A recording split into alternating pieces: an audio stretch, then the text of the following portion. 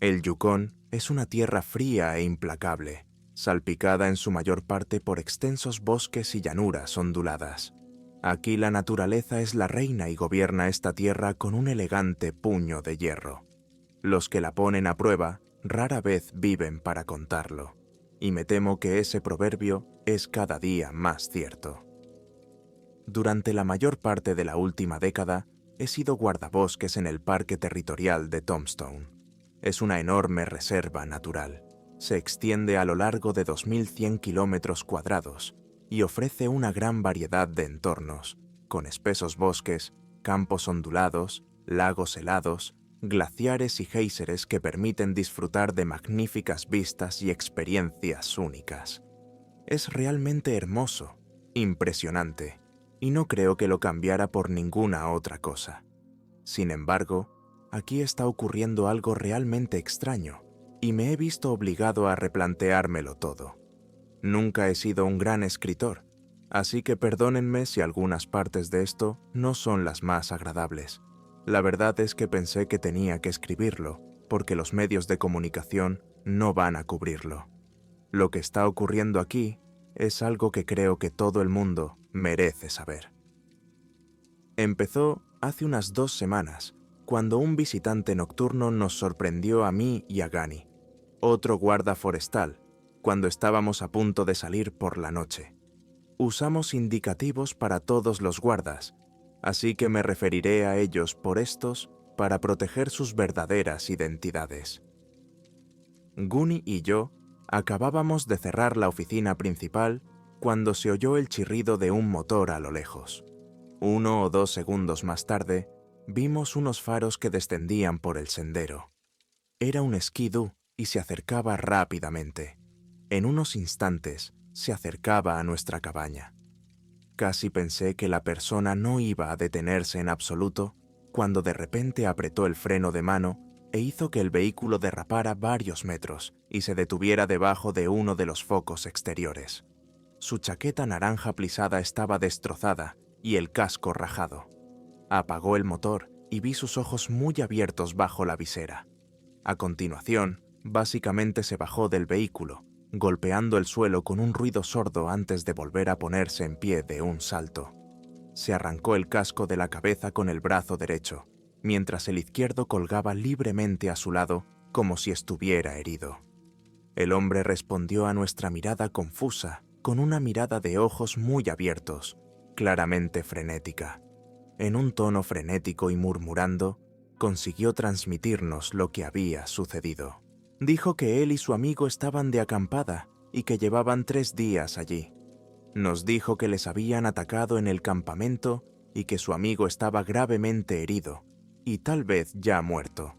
Intentamos calmarle y preguntarle qué había pasado, pero el hombre seguía negando con la cabeza y suplicándonos que fuéramos a salvar a su amigo. Lo llevamos dentro y otros 2 guardabosques empezaron a curarle las heridas.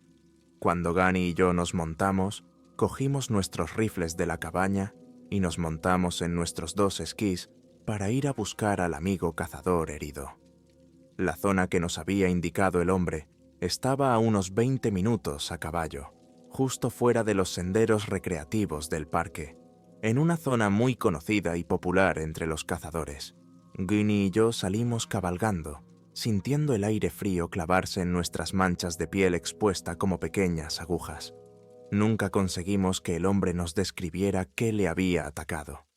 Imaginé que había sido un oso, una manada de lobos o un alce, que son bastante comunes por aquí. Los ataques de animales salvajes son relativamente raros aquí, pero ocurren. Sin embargo, algo en el suceso me había dejado un profundo temor en el estómago, que persistió durante todo el trayecto hasta el lugar. Varios minutos después, Guni dobló una esquina delante de mí y aminoró la marcha. Le seguí por detrás y los faros de mi camión iluminaron un campamento a la derecha del sendero. Aparqué y vi los restos de una tienda de campaña meciéndose suavemente con la brisa.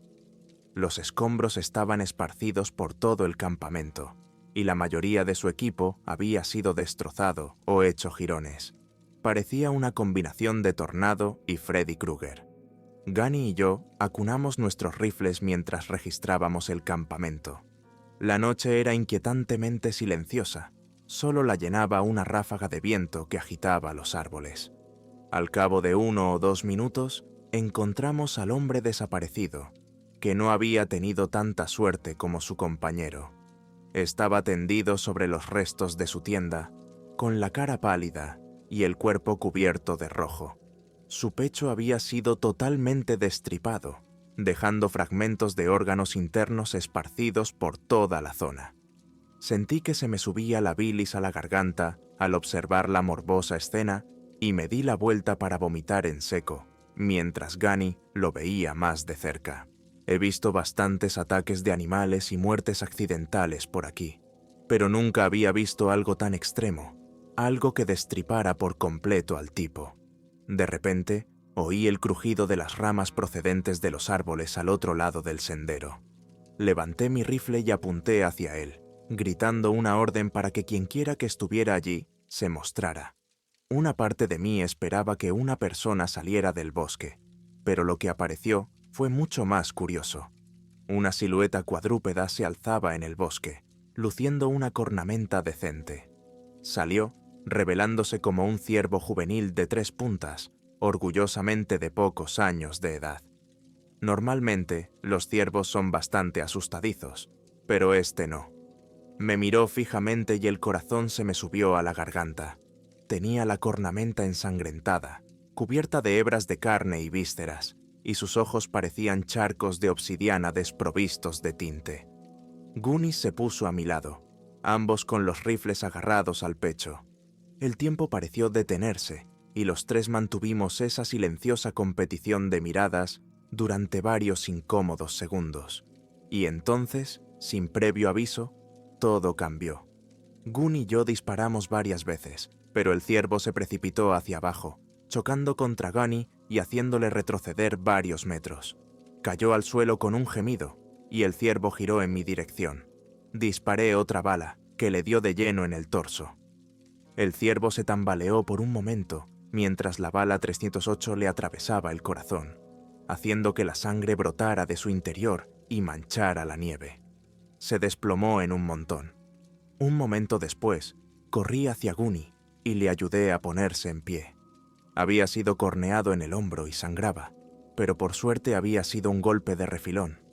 Los dos nos quedamos mirando, perplejos, a aquel ciervo aparentemente sediento de sangre. Era lo más extraño que había visto nunca. Normalmente, los ciervos solo se vuelven agresivos cuando se ven acorralados, pero este claramente no lo estaba. No solo había matado al pobre cazador, sino que se quedó e intentó atacarnos a nosotros también. Fue un comportamiento muy inusual para un ciervo, por decirlo suavemente. Gani entonces señaló sus ojos y el misterio se hizo más profundo. Sus ojos eran completamente negros, como pequeños charcos de obsidiana. Normalmente, los ojos de los ciervos son bastante oscuros, con iris de color ámbar marrón oscuro. Ganis los iluminó con la luz y no vimos ni rastro de eso. Pensamos entonces que tal vez el ciervo estaba enfermo, rabia o alguna otra enfermedad. Gani bromeó diciendo que tal vez era el comienzo de un apocalipsis zombie, pero a mí no me hizo tanta gracia como a él. Con esa idea en mente, los dos huimos porque si la criatura era rápida, entonces Gani necesitaba asistencia médica ASAP. Volvimos a toda velocidad al campamento y encontramos a los paramédicos en el lugar, así como un coche de policía. Cuando llegamos, el otro hombre estaba inconsciente y atado a la camilla de la ambulancia. Uno de los paramédicos empezó a atender a Gani, pero por suerte no parecía que hubiera resultado herido de gravedad. La rabia se transmite normalmente a través de los fluidos corporales, y dado que Gani había sido golpeado por su cornamenta, la contracción de la enfermedad parecía improbable. En cualquier caso, subieron a Gani a la ambulancia, y el equipo se marchó poco después. Yo me quedé atrás, y el sheriff me lanzó una mirada peculiar. Amigo dijo que su amigo todavía estaba por ahí. ¿Lo habéis encontrado? Asentí y tragué saliva mientras intentaba idear una forma de explicar lo que habíamos visto. Los ojos del sheriff se abrieron de par en par cuando le expliqué lo que habíamos presenciado. ¿Y estás seguro de que era un ciervo? Asentí, ambos confundidos. El sheriff lanzó una mirada desolada a lo lejos y pareció reflexionar por un momento. ¿Ha oído hablar alguna vez de algo así? Pregunté, y él se burló. A menos que estuviera acorralado o rabioso. Es un comportamiento muy extraño. Volvió a mirarme fijamente. ¿Y estás seguro de que el tipo estaba muerto? Volví a asentir, ya que no tenía ninguna duda. El sheriff reflexionó un momento sobre la situación y luego suspiró. Bueno, será mejor que vayamos a buscarlo antes de que lo hagan los bichos. El sendero era demasiado estrecho para bajar con camiones, así que le prestamos al sheriff y a sus 3 oficiales nuestro 2 de esquí para que fueran a echar un vistazo. A Gunny se lo llevaron al hospital y yo me quedé esperando al sheriff. Era más de medianoche cuando los faros aparecieron por fin en el sendero. Salí de la cabaña y me reuní con el sheriff y su equipo. Todos parecían agotados y mostraban muecas de confusión en el rostro. El sheriff también parecía perplejo. ¿Habéis encontrado el campamento?, pregunté. El sheriff asintió, pero su confusión no disminuyó. Lo encontramos, pero no hay nadie ahí fuera. Tampoco hay rastro del ciervo al que disparasteis. Aquello no tenía ningún sentido para mí, y no supe qué responder. No respiraban. El sheriff asintió y sacó un cigarrillo del bolsillo. Lo encendió y aspiró profundamente, dejando que el humo saliera de su garganta y se dispersara en la brisa. Probablemente algo lo arrastró. Reuniré un equipo de búsqueda, pero habrá que esperar hasta mañana. Dio una propina a su capitán y él y su equipo partieron. Yo me fui poco después, pero no creo que nadie haya dormido bien. A la mañana siguiente, el sheriff cumplió su promesa, y a las 9 de la mañana había reunido un equipo de búsqueda formado por 5 policías, 6 rangers, incluido yo, y unas 2 docenas de voluntarios del pueblo. El sheriff nos puso al corriente de la situación y poco después nos adentramos en el bosque, rastreando en gran formación. Lo hicimos hasta que se puso el sol y nunca encontramos nada. Solo vistas nevadas y bosques silenciosos, sin rastro del cazador ni del ciervo. Algunos miembros del equipo de búsqueda, sobre todo la familia del tipo, mantenían la esperanza de que siguiera vivo y solo se hubiera perdido.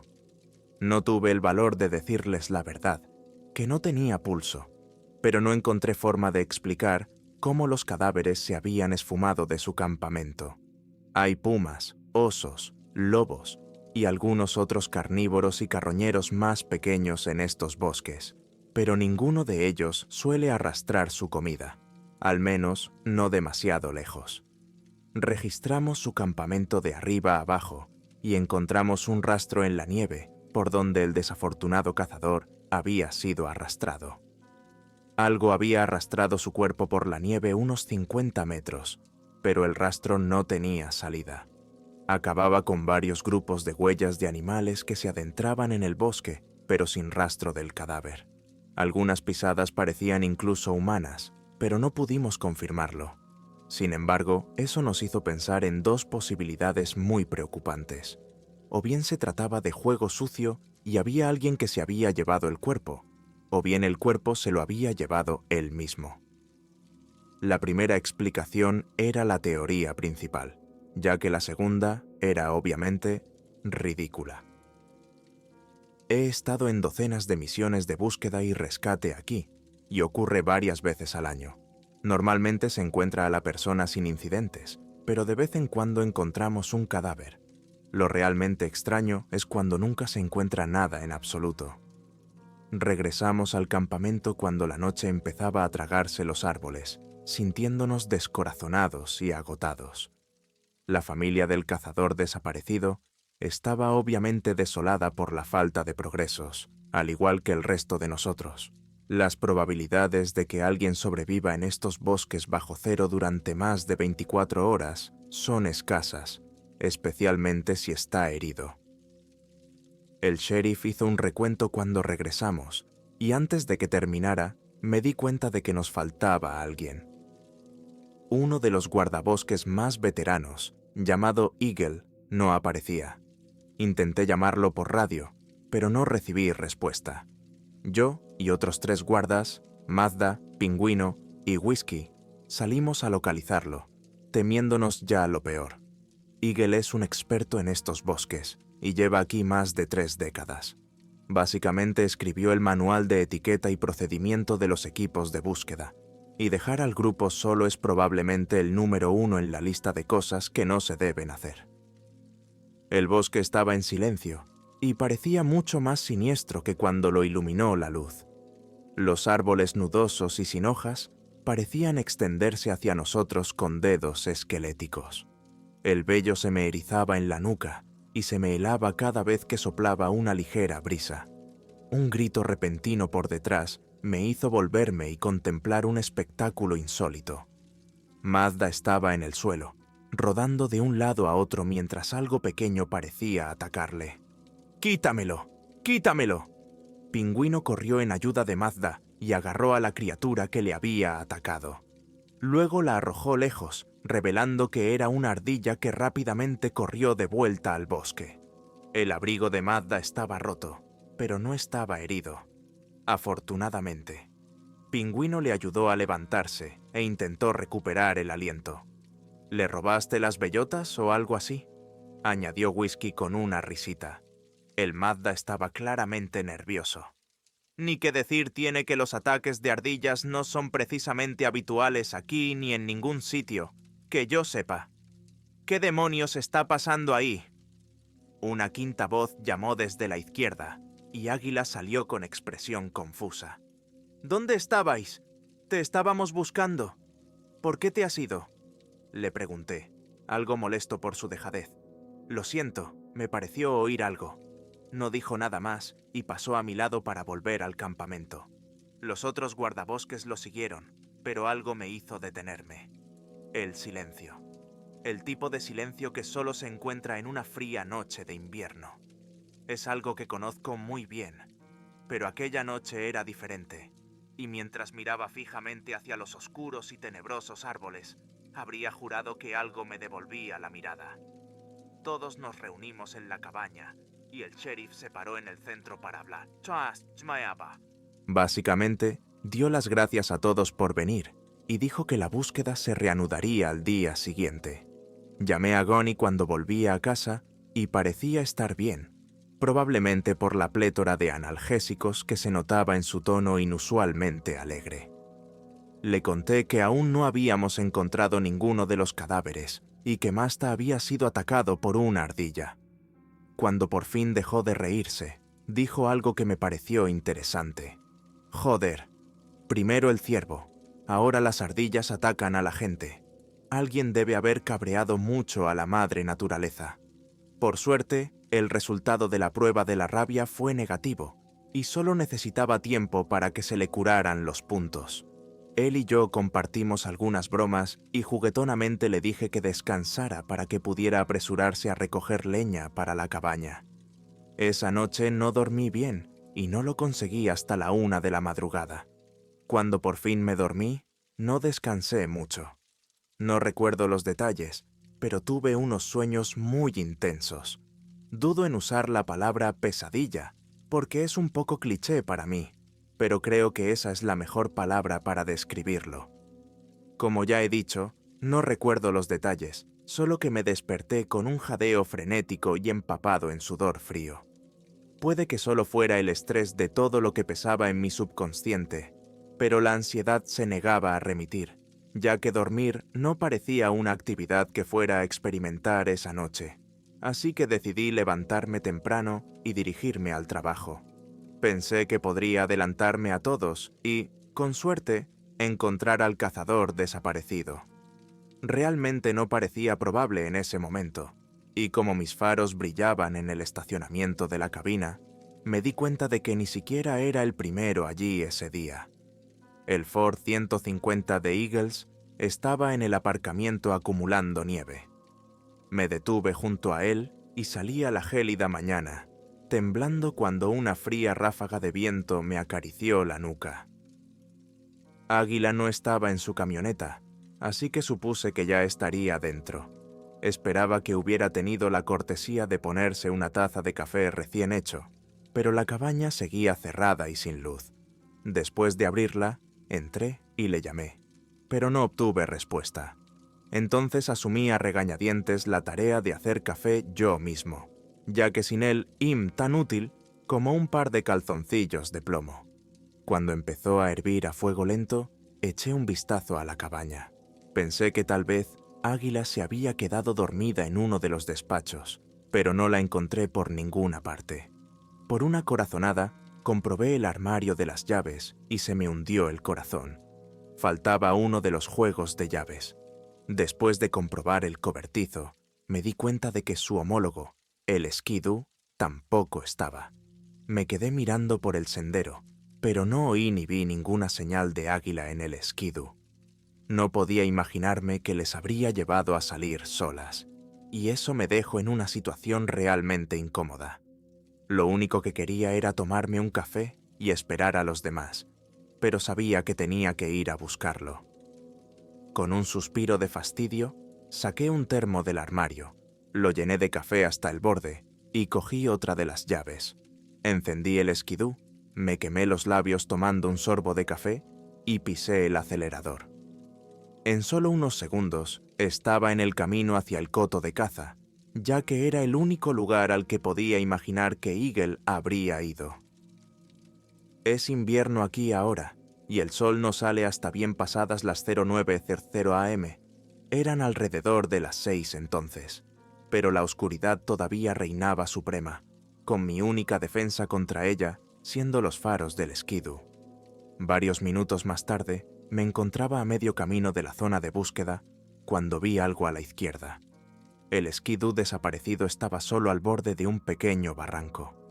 Me detuve junto a él y volví a apagar el motor. El silencio ensordecedor consumió el ambiente.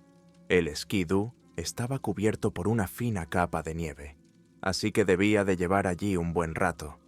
Por lo que sé, puede que Águila ni siquiera saliera la noche anterior.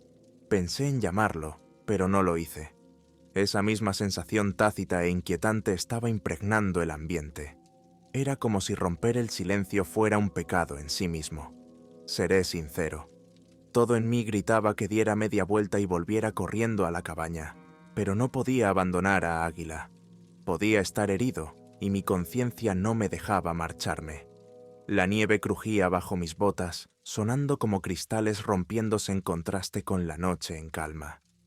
Llegué a la linde del bosque e intenté aparecer en su interior, pero las copas de los árboles se negaban a revelar sus secretos. Entonces, algo se quebró en el bosque, una ramita o una rama. Estaba a una distancia considerable, pero bien podría haber sido un disparo. Con lo distinto que fue, es bien sabido que los osos y los humanos son las únicas criaturas lo bastante torpes como para partir ramitas. Miré a mi alrededor y volví a pensar en gritar, pero no lo hice. Otro chasquido, esta vez a la izquierda en los árboles delante de mí. Intenté pensar que solo había sido la nieve que caía de una rama, pero eso no calmó mucho mis nervios. De repente se oyó un gemido áspero, un sonido que me produjo escalofríos. Gritó una y otra vez, con intervalos de unos segundos. Después del quinto o sexto, probablemente, lo reconocí como un zorro. Esos bichos hacen unos ruidos espeluznantes, sobre todo de noche, y efectivamente, un zorro rojo solitario salió de entre los árboles a unos 30 metros detrás de mí. Sus ojos se clavaron en mí y los dos nos quedamos mirándonos un momento. De repente, levantó la cabeza y volvió a chillar, esta vez en un tono completamente distinto. Era un sonido rarísimo, casi como un extraño gruñido áspero. El zorro se escabulló de nuevo entre los árboles y volvió a sonar. No parecía tan significativo, pero de repente me invadió una sensación que dudo que pueda expresar con palabras exactas. Se me puso la piel de gallina, casi dolorosa. Se me erizó el vello de la nuca y sentí que el corazón se me aceleraba en el pecho. Había un olor extraño en el aire, como a cobre y moho, y era aterrador. Era como si un olor primitivo dentro de mí hubiera vuelto a despertar y hubiera hecho saltar las alarmas de todas las reacciones de miedo que tenía mi cuerpo. Volví a bajar por el sendero que tenía delante. La luna había partido esas nubes sombrías que había encima y proyectaba una luz efervescente sobre mí, brillando fuera del campo bastardo. En el otro extremo del campo había un bloque de pinos, y dentro de ellos algo me devolvía la mirada.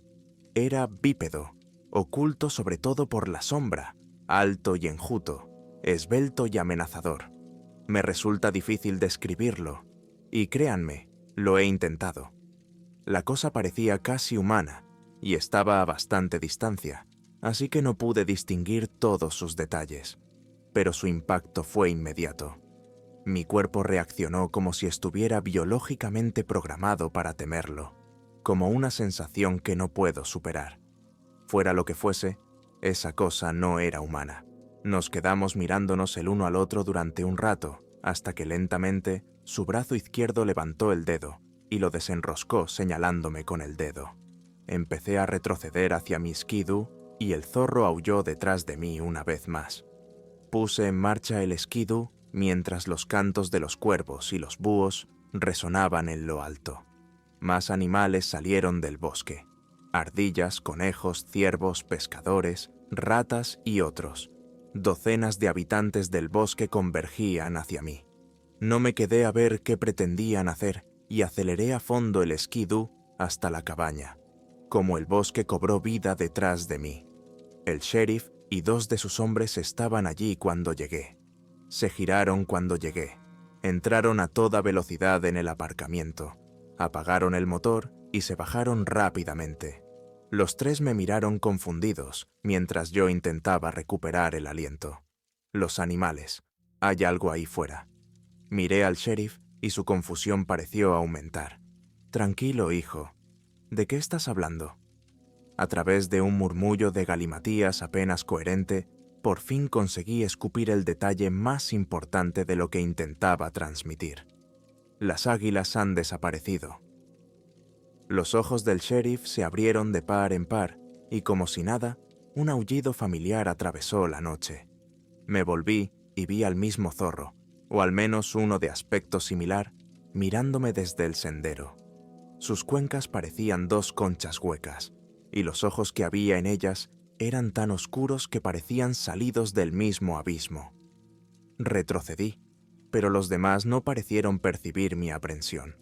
El sheriff se limitó a mirar con recelo al zorro, que le devolvió el gesto.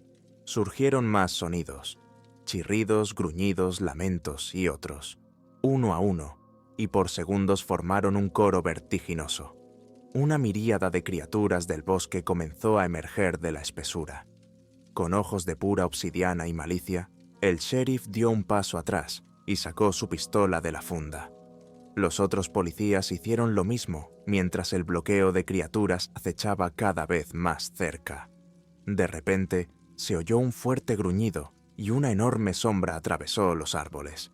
Sus pezuñas golpearon el suelo, apartando la tierra y la nieve a patadas, mientras ganaba velocidad a medida que su formidable cornamenta descendía como un ariete.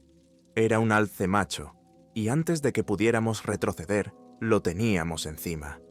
El sheriff levantó su pistola y disparó varias veces, pero apenas hizo mella en la enfurecida criatura. Una 9 milímetros contra un alce de tamaño natural es un poco más eficaz que escupirle, y en cuestión de segundos, la bestia se abalanzó sobre el sheriff, lanzándolo varios metros hacia atrás. Se estrelló contra la nieve, con fuerza, gimiendo por el impacto mientras la bestia raspaba el suelo con sus pezuñas, resoplando. Los otros policías empezaron a dispararle, y aunque las balas no bastaron para matarlo, consiguieron que retrocediera un momento. Mai se abalanzó sobre el sheriff, que gimió en señal de protesta cuando intenté ayudarle a ponerse en pie. Conseguí que volviera al interior de su todoterreno y me entregó las llaves. Al rodear la parte delantera del vehículo, vi una sombra saltar sobre otro de los policías. Gritó cuando un gato le clavó las garras y los colmillos en la nuca. El otro agente corrió en su ayuda, pero fue atacado por una horda de pequeñas criaturas. Los cuervos se abalanzaron sobre él, picoteándole la cara, mientras conejos, ardillas y ardillas listadas le mordisqueaban los tobillos. Estaba a punto de salir del camión e intentar ayudar cuando un tejón se abalanzó bajo el capó del camión, con sus colmillos y garras voraces acuchillando el parabrisas, intentando alcanzarme. A nuestro alrededor se oían ruidos sordos de otros innumerables animales que nos atacaban. Solo podía hacer una cosa. Entonces pisé el acelerador y el camión entró en acción, lanzando trozos de nieve detrás de nosotros. Vi cómo los animales salían despedidos del pasillo mientras nos alejábamos, y los gritos de otros policías sonaban como sirenas en la noche. El tejón también se cayó del capó cuando derrapé hacia la derecha. «Vuelve atrás, no voy a dejarlos», me ordenó el sheriff, aunque en su maltrecho estado sabía que no podía hacer nada por ayudarme. Estaba indeciso entre huir o volver para ayudar, así que la naturaleza intervino y tomó la decisión por mí. Por el rabillo del ojo vi surgir una silueta familiar. El alce chocó de lleno contra el lado del pasajero del vehículo. La ventanilla se astilló y el marco se arrugó con el impacto. La fuerza fue tan inmensa que sentí que el camión se balanceaba sobre sus ejes y, antes de que pudiera reaccionar, se tambaleó y cayó de lado. Mi cabeza se golpeó con fuerza contra la ventanilla y mi visión se nubló. En mi delirio momentáneo, vi que la luz empezaba a crecer en el horizonte. Un miasma de sonidos se arremolinó en mi cerebro mientras oía a los otros hombres gritar de dolor y desesperación. Un resoplido familiar me golpeó entonces y vi al Bulmus salir pisando fuerte delante del todoterreno destrozado. Sentí su mirada clavada en mí y su enorme potro dispuesto a hacerme pedazos. De repente, se oyó un extraño silbido. Era como el sonido de una desgarradora brisa invernal tocada con un clarinete, extraño, penetrante y de otro mundo. El alce levantó la cabeza como alertado por el sonido. Me lanzó una última mirada desdeñosa y se alejó trotando. Oí los ruidos de los demás animales que también huían y los gemidos de dolor de los otros policías. Miré a mi lado y vi al sheriff suspendido en el asiento encima de mí. Por suerte, uno de nosotros se había acordado de ponerse el cinturón de seguridad. Apenas estaba consciente y sangraba. Logré orientarme hacia el parabrisas y, tras una serie de patadas, por fin conseguí echarlo. Me arrastré desde los restos del todoterreno sobre piernas tambaleantes, todavía aturdido e incrédulo por lo que acababa de presenciar. Uno de los policías estaba de pie junto a los otros vehículos, agarrándose el pecho con el brazo derecho. Le habían arrancado el brazo izquierdo y tenía la cara llena de arañazos. Me reagrupé con él y comprobé que, por muy mal que estuviera, era el más afortunado. Su compañero estaba tendido a unos metros, con el pecho exhalando con dificultad. Su cara parecía haber sido metida en una batidora, y su torso no estaba mucho mejor. No pudimos hacer nada por él, y menos de un minuto después dejó de respirar. El policía herido pidió refuerzos por radio mientras yo intentaba despertar al sheriff inconsciente. Pocos minutos después, una cabalgata de policías, ambulancias y vehículos de ciudadanos se presentó en el espantoso lugar. Metieron al sheriff y al policía herido en una ambulancia, mientras el resto del equipo se quedaba atrás para tratar de encontrarle sentido a aquella locura. De eso hace ya casi una semana, y la situación no ha mejorado mucho. El sheriff y su compañero siguen en el hospital con una combinación de múltiples huesos rotos, hemorragias internas y otras lesiones. Nunca encontraron a Eagle ni al otro cazador, lo que inició todo este fiasco 1 o 2 días después del incidente, y el parque de Tombstone fue cerrado hasta nuevo aviso. No se ha publicado oficialmente en Internet ni en ningún otro sitio, pero si vas allí, te denegarán el acceso. No estoy seguro de quiénes son exactamente, pero han tomado el control total del asunto. 2 días después de la agresión, estaba recuperándome en casa cuando llamaron a mi puerta. 2 hombres y una mujer, todos vestidos con trajes negros idénticos, Me saludaron y me preguntaron si estaría dispuesto a responder a algunas preguntas. Se negaron a identificar para quién trabajaban, lo que me hizo rechazarlos. Al principio me juraron que no tenía ningún problema legal y me entregaron un documento que lo acreditaba. Luego se sinceraron conmigo y me dijeron que había gente en peligro y que les vendría muy bien mi ayuda. Acepté y les conté todo lo que he escrito hoy aquí. Les pregunté qué estaba pasando y quiénes eran, pero ellos evitaron las preguntas con algunas de las suyas.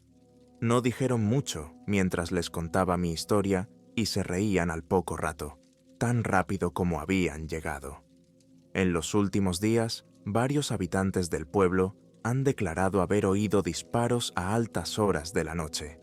Al poco tiempo, empezaron a llegar al pueblo Humvees con camiones blindados, helicópteros e incluso un tanque Abrams, y está claro que no corren ningún riesgo con lo que sea que haya ahí fuera. Me las arreglé para encontrarme con uno de los agentes de este misterioso enclave que había invadido nuestra ciudad la otra noche. No se atrevía a decir nada, pero después de invitarle a unas copas, se le soltó un poco la lengua. Supongo que eran agentes del gobierno canadiense, pero él lo negó, afirmando que se trataba de un destacamento de seguridad privado conocido como Misnomer LLC, básicamente mercenarios, pero con un equipo realmente impresionante a su disposición. Le pregunté qué diablos estaba pasando allí, y admitió que las cosas no estaban exactamente bajo control. Al parecer, 3 hombres habían muerto ese mismo día, y los ataques parecían ir en aumento. Dijo que desde entonces se habían unido animales más grandes: pumas, osos pardos, lobos, alces, osos polares y otros. Incluso un hombre dijo haber visto un tigre de Bengala, pero nadie pudo confirmarlo. También dijo que algunas de las criaturas que encontraron no se parecían a nada que nadie hubiera visto nunca, como cosas que la ciencia aún no conocía. Dijo que una criatura bípeda, grande y peluda, había destrozado el cráneo de uno de sus hombres la noche anterior. No pudieron verlo bien, pero era claramente mucho más grande y rápido que ellos. También dijo que algo había derribado uno de sus helicópteros y que nadie tenía ni idea de lo que era. Le pregunté qué demonios estaban haciendo con él, pero no parecía tener una respuesta. Dijo que, por lo que él sabía, la fauna local se había infectado con alguna enfermedad, posiblemente una cepa mutada de rabia o priones. Dijo que los animales no se mostraban agresivos durante el día y parecían comportarse con normalidad, pero que por la noche todo se desataba.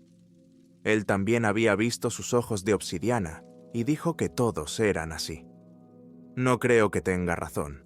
No creo que esto sea una enfermedad en absoluto. Si lo fuera, seguramente Gunny y los otros oficiales heridos también la habrían contraído. Tal vez la enfermedad permanece latente en un huésped por un tiempo, o tal vez todavía no ha dado el salto a ser incapaz de infectar a los seres humanos.